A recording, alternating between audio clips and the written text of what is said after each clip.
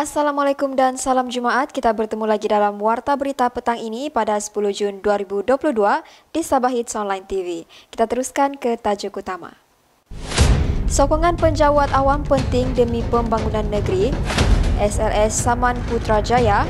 Kebersihan tandas awam lapangan terbang perlu dijaga.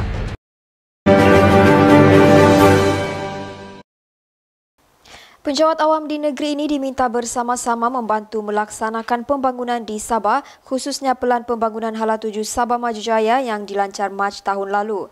Menurut Ketua Menteri Datuk Seri Panglima Haji Haji Noor, sokongan dan kerjasama penjawat awam adalah penting dalam memastikan semua pelan pembangunan yang direncanakan kerajaan khususnya di Sabah berjalan lancar demi manfaat rakyat.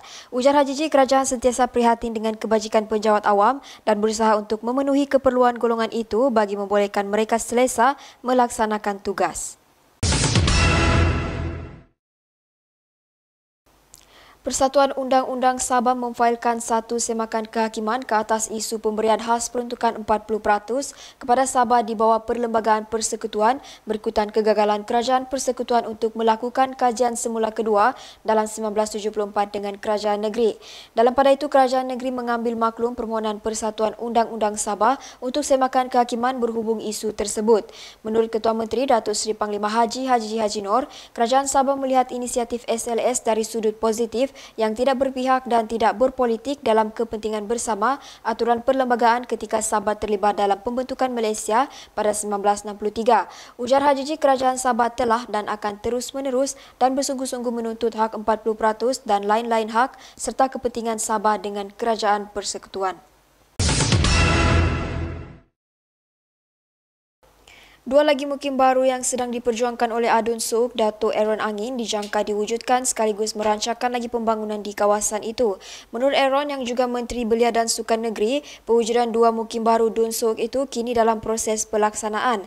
Menurut beliau, sekiranya semua yang dirancang berjalan lancar, pewujudan mukim baru itu diyakini dapat melicinkan lagi pentadbiran unit pemimpin pembangunan masyarakat Suuk.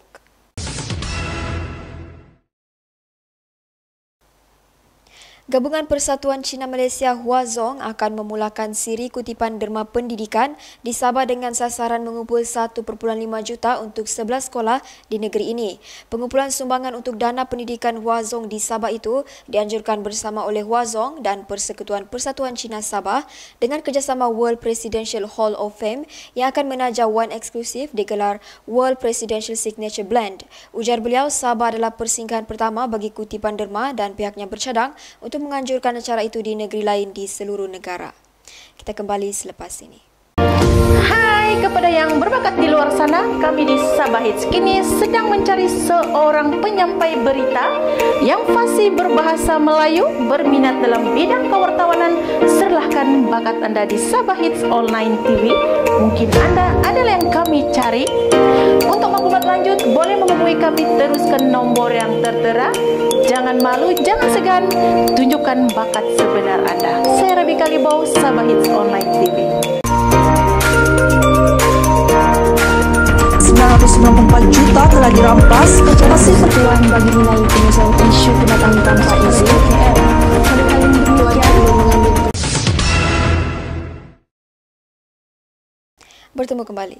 Perlumbaan perahu naga antarabangsa kali ke-7 akan berlangsung pada 1 hingga 3 Julai depan.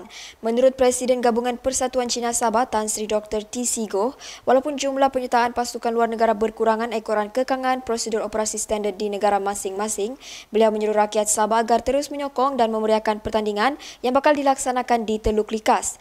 Mengulas lanjut, T.C. Goh memaklumkan acara tahunan anjuran Gabungan Persatuan Cina Sabah itu menerima penyertaan tempatan yang amat menggalakkan.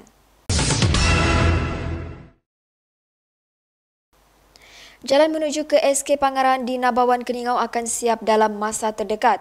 Menurut Timbalan Menteri Kerja Raya Dato' Arthur Joseph Kurup, beliau telah diberi jaminan daripada pejabat daerah yang bertanggungjawab ke atas kawasan itu bahawa kerja-kerja di jalan menuju ke sekolah dari Keningau sedang berjalan dan ia hampir selesai dengan hanya 2 hingga 3 km lagi untuk disiapkan. Jelasnya kawasan itu pernah dilanda banjir luar biasa beberapa bulan yang lalu menyebabkan jalan ke SK Pangaraan tidak dapat dilalui. Kita kembali selepas ini.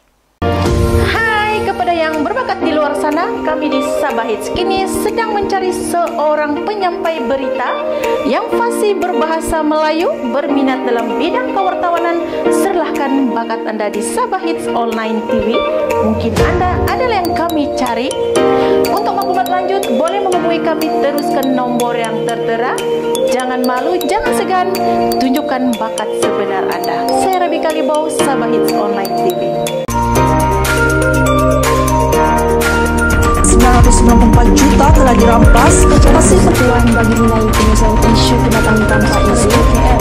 Pada kali ini demikian mengambil. Bertemu kembali. Para pemegang taruh sektor pelancongan negeri ini perlu memastikan kebersihan tandas awam di lapangan terbang antarabangsa Kota Kinabalu dan lapangan terbang Tawau sentiasa terjamin.